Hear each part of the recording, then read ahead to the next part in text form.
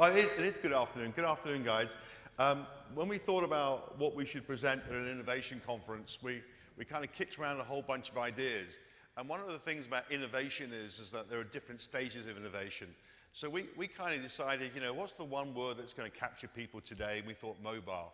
The reality is that we've all been using phones. Mobile has been prevalent for quite some time.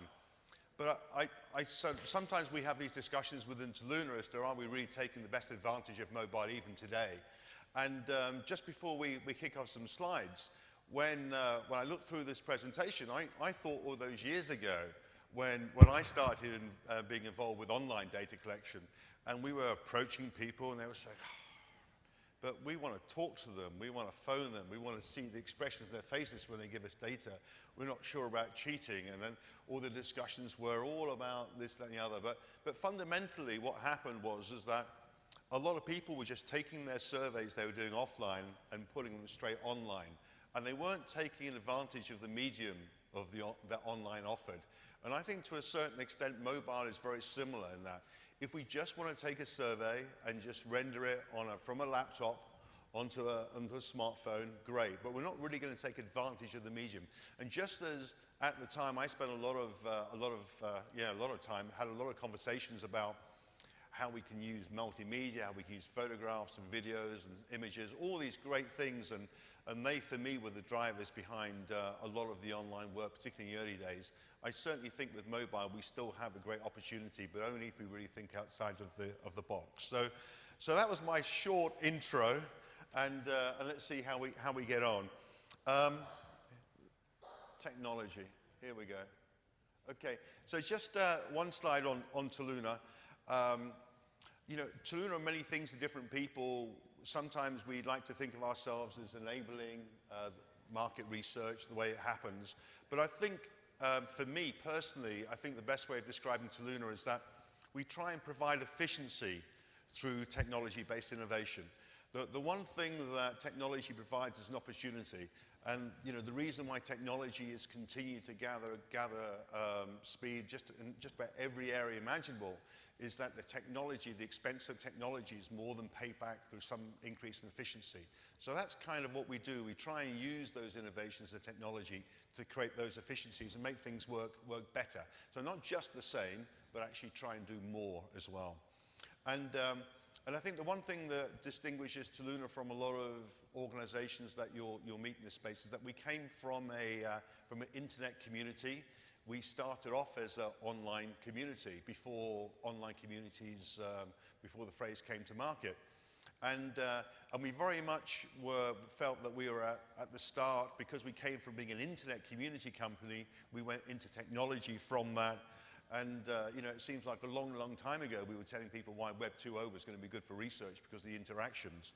But we very much would like to say that we don't come from a research background, we come from that engagement, community, making things work background. As you see, we've gone mad with our marketing department and got a new look and feel, which is the first time I've tried it out today. But I think about mobile. Let's get on to mobile. The reality is it's pretty pervasive, and it was a lot more pervasive in certain parts of the world than you know, it really was the way to get hold of people. And we at Toluna for years have been thinking, how do we really take advantage of the huge number of people in these emerging economies, the places where people are spending money in APAC and Latin America. And it's staggering. I mean, the numbers are numbers, but it's staggering that there's over 6 billion active phone subscribers now. I mean, I can't even think of 6 billion. I think that's already more than there's ever been internet users in the world. And I was a bit worried when I saw that second one, that we check our devices on average 160 times a day. And I thought, that's terrible. How can you do that? And I thought, actually, I did a little count. In 3 hours yesterday, I looked at my phone 40 times in 3 hours. And to be honest, I didn't really realize that I was really that engaged with my phone. Bit sad, I know. But I think the more important thing is that it's more and more used as a primary means of communication, so it's the device people use. I mean, this was I shouldn't have been surprised, but a few weeks ago, maybe it's a month or so ago, there was a statement from Yahoo that said 2014 would see that switch, where from 2014, the majority of the interactions that they will have with Yahoo members will be on mobile devices. That included tablets. But it's quite strange that Yahoo said this was the year when things would change. Now, Yahoo are kind of pretty big in what I call the Western world. The thing that we need to understand as well is that, we're talking about Yahoo in some ways catching up. If you look at countries or places such as Japan or China and India, long time ago, mobile, in fact, the PC never really competed with a laptop in terms of mass communication. So I just think it's strange as well that, from in our UK panel, about 40% of all our emails, 50% of all our emails, depending on demographics, are opened on mobile phones, even if they complete surveys somewhere else. But it's interesting as well, we talk about, these devices. Proper, an International Telecommunication Union, said, 80% of videos are watched on mobile devices. It's just a phenomenal amount of work that's going on. What I just wanted to do is, I come across a lot of people, a lot of conversations about woe is me and twice woe, and isn't the industry hard and it's not growing. What a great industry where you can have a number of countries in the world, and by the way, Netherlands is that little pink circle, that's right kind of in the middle, just so we haven't left it out, where nobody's growing. There's no single market that's growing at less than about 14% a year. That's brilliant, and it's between 40 and over 50 in places like India. But also the penetration. Places like Japan that have a slightly different technology that haven't really been touched by the iPhone world in the same way as we have in Netherlands. We have already 80% penetration, so it really is just there everywhere. And I think the important thing to recognize is if you want to get hold of people in those emerging markets where the economies are growing, where the consumers are really growing, it's really hard not to think about how mobile fits into your strategy. And one of the reasons this one's up here, I actually took this from another presentation, which I took about a year ago, and it basically looked at how mobile was being used for internet access. And remarkably, well, not that remarkably, but it did start over in APAC, where perhaps the infrastructure for the internet, a high-speed internet, wasn't there. But it wasn't that long ago when a quarter of all the internet browsing was in APAC. The most interesting thing from my perspective is that probably if you add those numbers up, 45% of all the internet browsing happens in Africa and APAC. And so really, I looked at this graph and I thought, well, where are we in 2014? And I certainly think that these figures have doubled in the last year. I don't know if anybody agrees or disagrees, but I just really wondered, just amazed that in 2012 how low those browsing rates were. So when we look about mobile, going back to how I started about the challenges of adopting PCs and laptops as a way of collecting data, I think when we look at mobile, yes, we can do it in a whole bunch of things. There's a slide on this later. But I think one of the things that we have to think about is that people like us had our first mobile app on the iOS platform over 4 years ago now. So what we're seeing now, the start where we are now started quite a few years ago, and I think it's really got to the stage now where it isn't us saying we want people to do things on mobile devices. People have chosen to do things on mobile devices. That's why they choose on 30–40% of occasions to open invitations for interactions on their mobile phones. So just a little bit about mobile, because mobile can mean a lot of things to a lot of people depending on where you are. From a technology perspective, the area that I think offers some of the biggest benefits is by utilizing that mobile platform with an app. And examples that we're heavily engaged in is diaries, for example, in the moment, taking photographs. So we've got a whole bunch of questionnaire types. And that app-based solution, very much as far as we're concerned at Toluna, gives us the opportunity to really take advantage of that medium. And I think that's really what I see as the exciting area for mobile. There's an awful lot of, but you know, currently the biggest volume of surveys that we're undertaking right now on mobile phones are effectively through HTML5 type of techniques. And they're probably about 20% of about 80% of our surveys are mobile enabled, and about 20% of all our completes happen on mobile devices, which is really, we track, this is mobile devices, not tablets. So we actually track that, and so from a standard perspective, when we have a survey that we program for clients, we straight away look at the design of that map of the survey to see if it could work on mobile, and we discuss with our clients whether or not they want to be able to access people in a mobile channel. And if they do want to, then maybe, you know, frankly, they have to modify some of the huge grids that can work pretty well on laptops.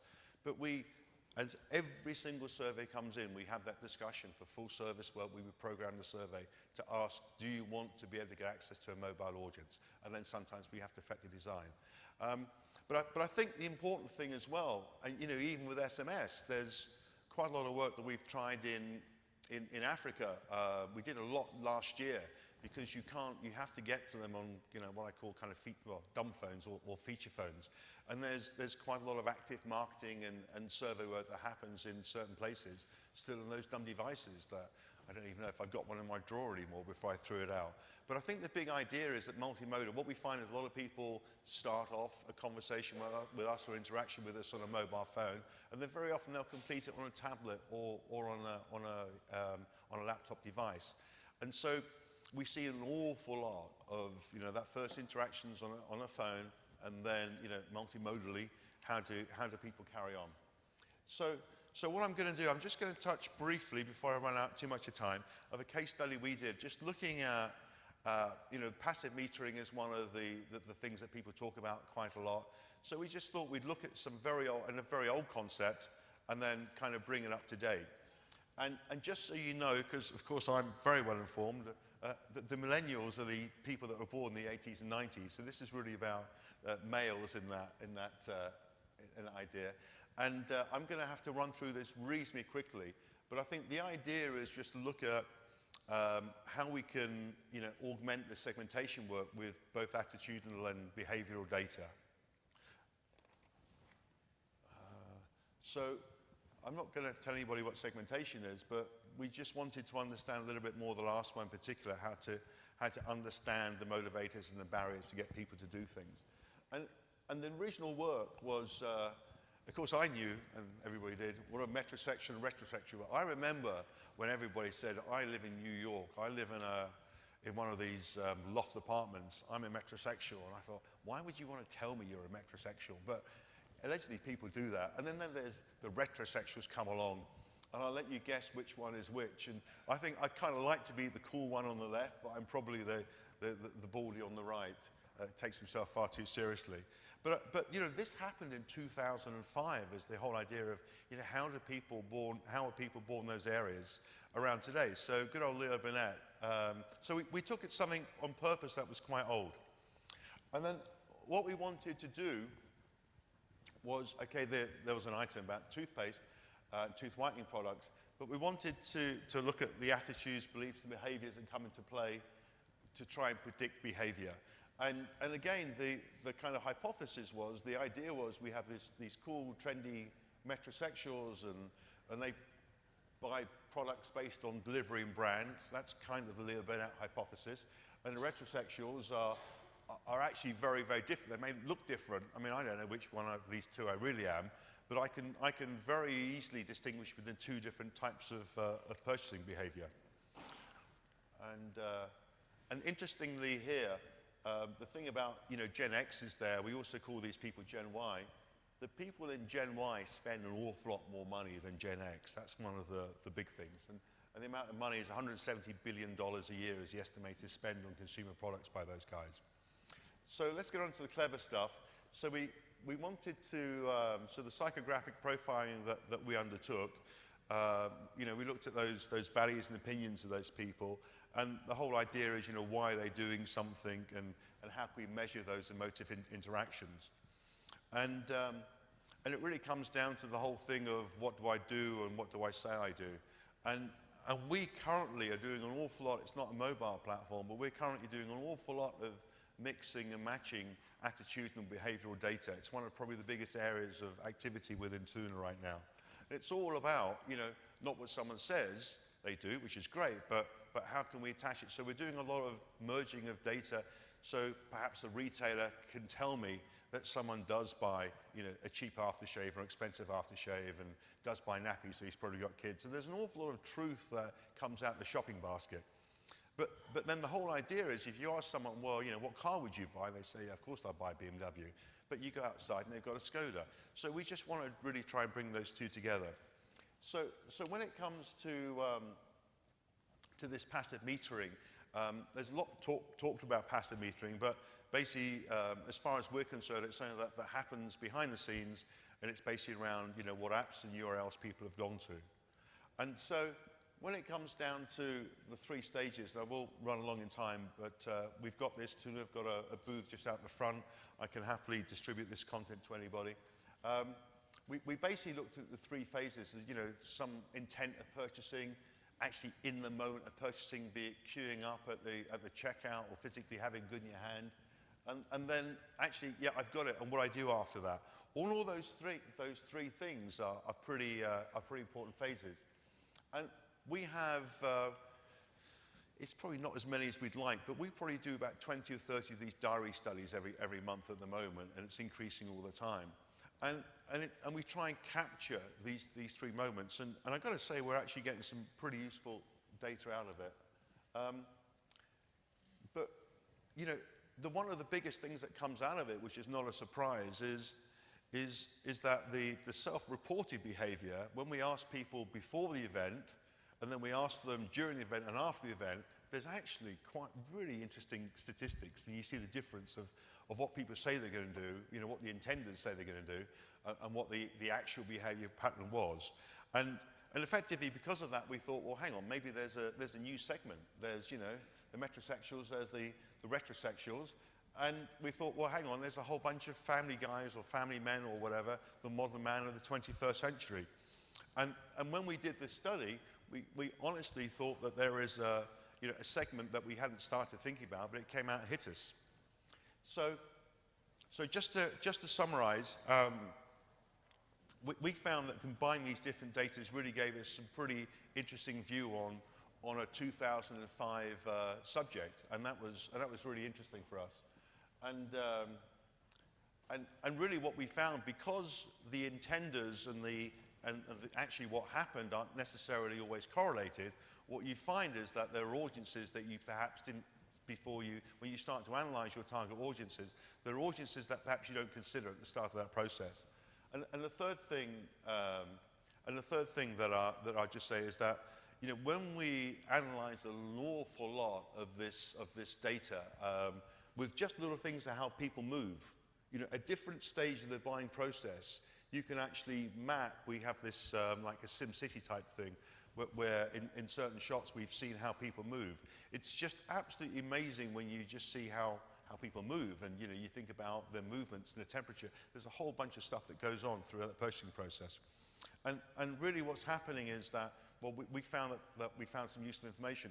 And one of the things we're working on, and I am overrunning slightly, so I've got to be careful, but there's this whole bunch of devices now. And not only there's all these devices that measure temperature and measure heartbeat.